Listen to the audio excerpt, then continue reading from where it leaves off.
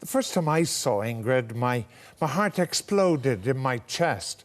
Her hair, her eyes, her smile entranced me even before we spoke. Then we were living in separate countries, but I was utterly convinced that we would spend the rest of our lives together. I wrote to her every day for the next 2 years, and I became a near commuter to Manchester. The incredible feelings I had for Ingrid all those years ago formed the platform for the wonderful life and family I have today. Many others feel that same overpowering sense of attraction, but it's different. It is the love that dare not speak its name. Poets, novelists, filmmakers, and romantics have been writing about love and infatuation for as long as anybody can remember. Its power continues to baffle, bemuse, delight, and enthrall us all. Love has toppled empires, broken barriers, and reduced grown men to shivering wrecks. Few can predict when it will strike, and even fewer still are able to resist its pull.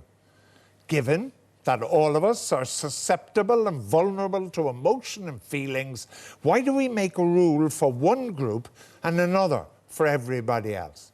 For me, marriage is a commitment between two people. It is a promise that they will look after, protect, and love one another for the rest of their lives.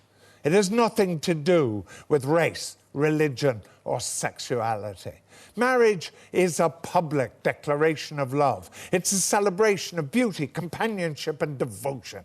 And it should be available to all who choose to celebrate its sanctity. Marriage has changed. For my generation, it was the losing of our virginity, and for others, the opportunity to conceive and bring up children. Today, more children are born out of wedlock than at any time in the past. The constitutional position of the family, as envisaged by Eamon de Valera in 1938, is now a very different study. In 21st century Ireland, marriage now has a new meaning. Huge numbers of young people are choosing a civil ceremony rather than being churched.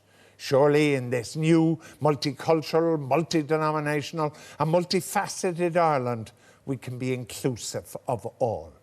Many of us marched against the inequalities of apartheid in South Africa, and the faceless, silent and shackled people in rendition plains at Shannon may not have known that so many Irish people cared about their plight. How then can there be an issue with marriage for a minority of our people, especially when the last poll, 75% of our citizens were in favour of a change in the legislation? Surely society in Ireland has matured and progressed enough to understand that equality means equal treatment for all and not just for some.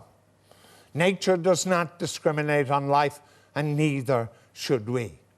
Ireland has a duty to protect all its citizens, gay and straight. Marriage must be a fundamental human right for everybody.